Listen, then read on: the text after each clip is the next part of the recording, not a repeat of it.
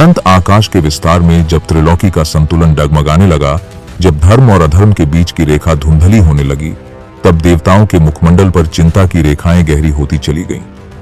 कैलाश पर्वत की गोद में श्वेत हिम से आच्छादित शिखरों के मध्य मंदाकिनी की कलकल धारा के किनारे भगवान महादेव समाधि में लीन थे। उनकी जटाओं में गंगा की धारा कल कल बह रही थी। नेत्र बंद थे, शरीर शांत था, किंतु भीतर विराट ऊर्जा का ज्वालामुखी प्रज्वलित था। उसी समय देवलोक में एक विचित्र घटना घटी। ब्रह्मलोक में स्थित महर्षियों की सभा में सृष्टि के पालन और नियमों के अनुशासन को लेकर वाद विवाद बढ़ गया। विवाद इतना बढ़ा कि ब्रह्मा स्वयं सभा में आ पहुंचे। उनके मुख से अहंकार से भरे वचन फूट पड़े। ब्रह्मा ने कहा, मैं ही सृष्टि का आदि हूं, मैं ही रचयिता हूं, मेरा आदेश ही सर्वोच्च है। जो भी मेरे वचनों का उल्लंघन करेगा वह धर्म से विमुख माना जाएगा। यह कथन सुनकर सभा में उपस्थित महर्षि विष्णु ने शांत स्वर में कहा, हे पितामह, आपकी महिमा में कोई संदेह नहीं, किंतु धर्म का नियम है कि अहंकार से धर्म कमजोर होता है। आपको विनम्रता धारण करनी चाहिए। किंतु ब्रह्मा के मन में अपनी सृजन शक्ति का गर्व इतना अधिक था कि उन्होंने विष्णु के वचनों को अनसुना कर दिया। वे अपने ही महत्व में डूब गए और यह गर्व धीरे धीरे अधर्म का बीज बोने लगा। ब्रह्मा का यह व्यवहार देवताओं और ऋषियों के लिए चिंता का कारण बन गया। धर्म की मर्यादा टूटने लगी।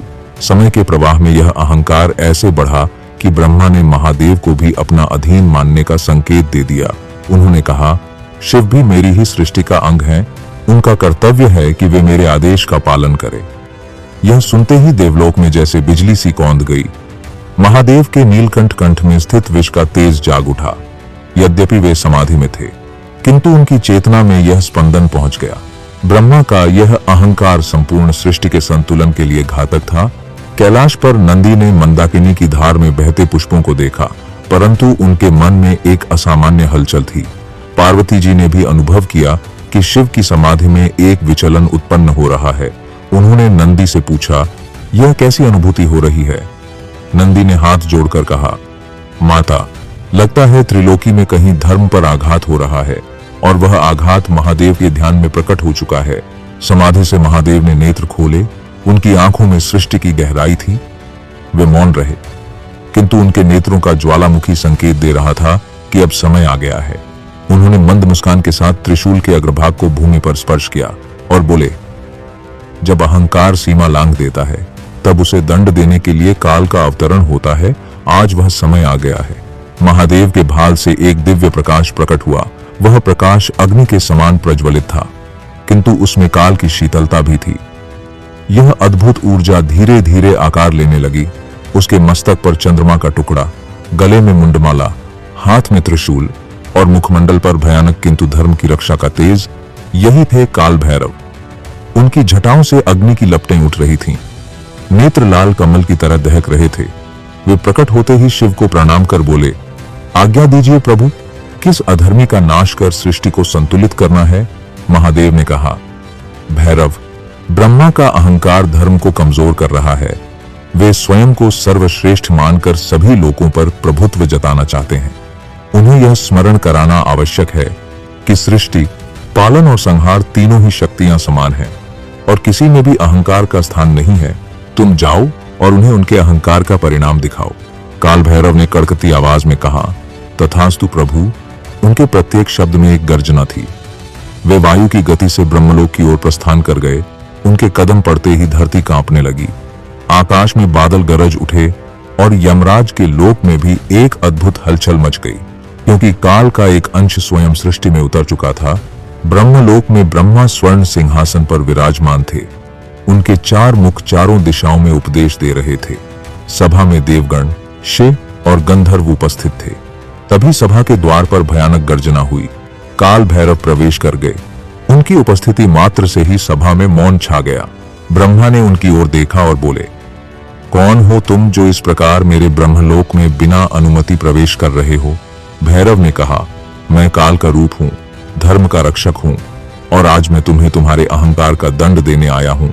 ब्रह्मा ने हंसते हुए कहा, अहंकार, वह तो मेरे लिए एक अलंकरण है। मैं ही रचयिता हूं। मेरी सृष्टि में जो चाहे कर सकता हूं। मुझे कोई दंड नहीं दे सकता। भैरव के नेत्रों में ज्वाला और गहरी हो गई। उन्होंने गर्जना की, यह तुम्हारा अंतिम अवसर है ब्रह्मा, अपने गर्व का त्याग करो, अन्यथा मैं काल की शक्ति से तुम्हारे एक मुख का अंत कर दूंगा। किंतु ब्रह्मा ने उपहास किया और कहा, तुम्हारी शक्ति मेरी सृष्टि की सीमा में बंधी है। अचानक भैरव ने अपना त्रिशूल आकाश में उठाया और एक ही क्षण में वे ब्रह्मा के समीप पहुंचे। उनके दाहिने मुख की ओर उन्होंने हाथ बढ़ाया और एक प्रचंड वेग से वह मुख अलग कर दिया। सभा में एक भयावह सन्नाटा छा गया। ब्रह्मा का एक मुख उनके शरीर से विलग होकर भूमि पर गिर पड़ा। ब्रह्मा स्तब्ध रह गए। उनका गर्व जैसे उस क्षण चूर हो गया। देवताओं ने भैरव की ओर भय और श्रद्धा से देखा। वे समझ गए कि यह मात्र दंड नहीं, बल्कि एक संदेश है कि कोई भी, चाहे वह रचयिता ही क्यों न हो, धर्म की मर्यादा से ऊपर नहीं है। भैरव ने ब्रह्मा की ओर देखा और कहा, अहंकार का अंत ही मोक्ष की ओर पहला कदम है। ब्रह्मा का एक मुख काटकर भैरव शांत मुद्रा में खड़े थे। सभा में उपस्थित देवता और ऋषि स्तब्ध थे। ब्रह्मा का गर्व जैसे उसी क्षण धराशायी हो गया था। परंतु उसी क्षण आकाश में एक अदृश्य स्वर गूंजा, यह ब्रह्म हत्या है और इसके दोष से कोई भी मुक्त नहीं हो सकता, चाहे वह स्वयं काल का ही अंश क्यों न हो। यह सुनते ही भैरव के हाथ में धरा वह मुख एक श्राप के समान उनके साथ चिपक गया। वह मुख उनके हाथ से गिरा नहीं, जैसे कोई अदृश्य शक्ति उसे बांध चुकी हो। भैरव ने त्रिशूल भूमि में गाड़ दिया और गंभीर स्वर में कहा, मैं धर्म की रक्षा के लिए आया था, किंतु यदि धर्म के नियम कहते हैं कि यह ब्रह्महत्या है, तो मैं इस दंड को भी स्वीकार करूंगा। यह कहते हुए भैरव ब्रह्मलोक से निकल पड़े। उनके पीछे भय का एक साया था, किंतु उनके भीतर कोई भय नहीं। वे केवल नियम की मर्यादा निभा रहे थे। सृष्टि में यह संदेश फैल गया कि काल भैरव ने स्वयं को ब्रह्महत्या के पाप से मुक्त करने के लिए भिक्षाटन का व्रत धारण कर लिया है। वे कपाल हाथ में लेकर भिक्षा मांगते हुए नगर नगर, ग्राम ग्राम, वन उपवन और तीर्थों में घूमने लगे। उनके रूप से लोग भयभीत भी होते, किंतु उनके नेत्रों में जो करुणा थी वह यह दर्शाती थी कि यह दंड उनके लिए केवल नियम का पालन है। भैरव ने अनेक स्थलों की यात्रा की। वे हिमालय से दक्षिण की ओर बढ़े, गंगा तटों से होते हुए वे महानगरों में गए, परंतु जहां भी जाते लोग उनके तेज को देखकर भय से भाग जाते। कोई उनके कपाल में अन्न का एक दाना भी नहीं डालता। समय बीतता गया और उनका यह भिक्षाटन जैसे अनंत यात्रा में बदल गया। इसी यात्रा में वे एक दिन वाराणसी पहुंचे। वाराणसी, जो शिव की प्रिय नगरी है, जहां प्रत्येक श्वास में हरिहर का नाम गूंजता है, जहां गंगा का प्रवाह स्वयं मोक्ष की राह दिखाता है। जब भैरव इस नगरी की सीमा में प्रवेश करने लगे तो अद्भुत घटना घटी। ब्रह्महत्या का पाप, जो एक स्त्री रूपी शक्ति बनकर उनके पीछे पीछे चल रहा था, वह वाराणसी की सीमा पर आते ही ठिठक गई, जैसे कोई अदृश्य दीवार उसे आगे बढ़ने से रोक रही हो। भैरव ने पीछे मुड़कर देखा। वह पाप स्त्री रूप में खड़ी थी। उसकी आंखों में भय था। उसने कहा, यह काशी है, स्वयं महादेव का निवास। यहाँ पाप का कोई प्रवेश नहीं, यहाँ केवल मोक्ष है। मैं यहाँ एक कदम भी आगे नहीं जा सकती। यह सुनकर भैरव के होठों पर हल्की मुस्कान आई। उन्होंने सोचा, तो यही वह स्थान है जहां मेरा पाप छूट सकता है। यही वह भूमि है जहां से मेरा नया रूप आरंभ होगा। काशी में प्रवेश करते ही भैरव ने अनुभव किया कि यहाँ का वातावरण भिन्न है। यहाँ गंगा का प्रवाह मानो उनके चरणों का स्वागत कर रहा था। यहाँ की गलियों में एक दिव्य शांति थी। काशी के लोग, जिन्होंने दूर से उनके भयानक रूप की कथाएं सुनी थीं, पहले तो भयभीत हुए, परंतु जब उन्होंने भैरव के मुखमंडल पर करुणा और धर्म का तेज देखा तो उनके मन का भय श्रद्धा में बदल गया। भैरव ने मणिकर्णिका घाट के समीप एक स्थान को अपना निवास बनाया। यहीं से उन्होंने काशी की रक्षा का संकल्प लिया। वे काशी के कोतवाल के रूप में प्रतिष्ठित हुए। यह नियम बना कि कोई भी व्यक्ति, चाहे वह देवता हो या मानव, काशी में प्रवेश करे या काशी से बाहर जाए, वह पहले भैरव के दर्शन करेगा। उनकी अनुमति से ही वह आगे बढ़ेगा। समय बीतने के साथ भैरव का यह रूप काशीवासियों के हृदय में बस गया। वे केवल भय के प्रतीक नहीं, बल्कि न्याय और अनुशासन के संरक्षक बने। लोग उन्हें काल भैरव कहने लगे, क्योंकि वे समय के स्वामी थे।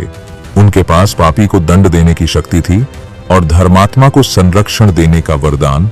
काशी के एक वृद्ध ब्राह्मण ने भैरव से पूछा, प्रभु, आपने ब्रह्मा का एक मुख क्यों काटा? भैरव ने शांत स्वर में कहा, यह किसी व्यक्ति के विरुद्ध दंड नहीं था, यह अहंकार के विरुद्ध एक संदेश था। कोई भी, चाहे वह कितना भी महान क्यों न हो, यदि वह धर्म से विमुख होकर अहंकार में डूबता है तो उसे काल का सामना करना ही पड़ता है। भैरव के दर्शन के लिए दूर दूर से लोग आने लगे। कहा जाता है कि जो भी भैरव को प्रसन्न करता उसकी सभी भय दूर हो जाते, उसे अकाल मृत्यु का भय नहीं रहता। किंतु जो व्यक्ति अधर्म करता उसके लिए भैरव का रूप भयंकर हो उठता। एक दिन काशी में एक दुष्ट चोर ने मंदिर से स्वर्ण चुराने का प्रयास किया। वह जैसे ही मंदिर के बाहर आया, उसे लगा कि चारों ओर अंधकार फैल गया है। अचानक उसने अपने पीछे कदमों की आहट सुनी। मुड़कर देखा, भैरव खड़े थे। उनके नेत्र लाल अग्नि के समान जल रहे थे। उन्होंने बिना कुछ कहे केवल एक दृष्टि डाली और चोर भय से कांपते हुए वहीं गिर पड़ा। अगले ही क्षण उसने अपना अपराध स्वीकार कर लिया और भैरव के चरणों में गिर पड़ा। भैरव ने उसे क्षमा कर दिया और कहा, धर्म के मार्ग पर लौटा, यही तेरा कल्याण है। काल भैरव की कथा केवल काशी तक सीमित नहीं रही, उनकी महिमा अन्य लोकों में भी फैल गई। कहा जाता है कि यमराज भी भैरव से भय करते हैं, क्योंकि काल भैरव समय के भी स्वामी हैं। वे चाहते तो मृत्यु को रोक सकते हैं और चाहें तो क्षण भर में किसी का जीवन समाप्त कर सकते हैं। भैरव के इस रूप की स्थापना के बाद काशी में यह परंपरा बनी कि कोई भी यात्री, चाहे वह दर्शन के लिए आए या मोक्ष की खोज में, पहले काल भैरव के मंदिर में जाकर उनका आशीर्वाद ले, तभी वह अपनी यात्रा पूर्ण मानी जाती है। एक दिन पार्वती जी काशी आईं। उन्होंने भैरव से कहा, तुमने जो दंड सहा और पाप का त्याग किया, वह केवल एक कथा नहीं बल्कि समस्त जीवों के लिए शिक्षा है। यही कारण है कि आज तुम काशी के कोतवाल हो और तुम्हारी पूजा के बिना यहाँ कोई धार्मिक कार्य पूर्ण नहीं होता। काल भैरव ने मुस्कुराते हुए कहा, माता, यह सब शिव की कृपा है। मैं केवल उनका आदेश पालन करने वाला एक सेवक हूं और जब तक यह सृष्टि है मैं धर्म की रक्षा करता रहूंगा। युग बीतते गए, किंतु काल भैरव का स्वरूप आज भी वैसा ही है। काशी में उनका मंदिर आज भी खड़ा है, जहां श्रद्धालु केवल नारियल, पुष्प और तेल का दीप अर्पित करते हैं और विश्वास करते हैं कि इससे उनके जीवन के सभी भय दूर हो जाते हैं। इस प्रकार काल भैरव का यह अवतार न केवल अहंकार के अंत का प्रतीक है, बल्कि धर्म की अटल रक्षा का भी। उनके चरणों में झुकने वाला हर भक्त जानता है कि काल भैरव के सामने अधर्म का कोई अस्तित्व नहीं, और यही वह सत्य है जो त्रिकाल में अटल है। हे श्रोतागण, यह थी काल भैरव की वह अद्वितीय कथा, जिसमें हमें यह शिक्षा मिलती है कि चाहे शक्ति कितनी भी महान क्यों न हो, चाहे स्थान कितना भी ऊंचा क्यों न हो, अहंकार का अंत निश्चित है। काल भैरव का यह रूप हमें याद दिलाता है कि धर्म की रक्षा के लिए समय स्वयं अवतरित होता है, और जो धर्म के मार्ग पर चलता है उसके लिए भैरव कृपा के सागर हैं, किंतु जो अधर्म करता है उसके लिए वे काल के दूत बनकर आते हैं। काशी के कोतवाल के रूप में वे आज भी हमारे पापों के प्रहरी हैं, हमारे भय के विनाशक हैं और हमारे जीवन के रक्षक हैं। अतः आओ हम सब मिलकर संकल्प लें कि हम अपने जीवन से अहंकार को त्यागेंगे, सत्य और धर्म के मार्ग पर चलेंगे और काल भैरव के चरणों में श्रद्धा और भक्ति के दीप जलाकर अपना जीवन सार्थक बनाएंगे। तो दर्शकों, काल भैरव के इस कथा में बस इतना ही। कथा पसंद आई हो तो इसे लाइक करके अपने मित्रजनों के साथ शेयर अवश्य करें और चैनल को सब्सक्राइब करके हमारे साथ अवश्य जुड़े और सुनते रहे सनातन से जुड़ी कथाएं। हर हर महादेव।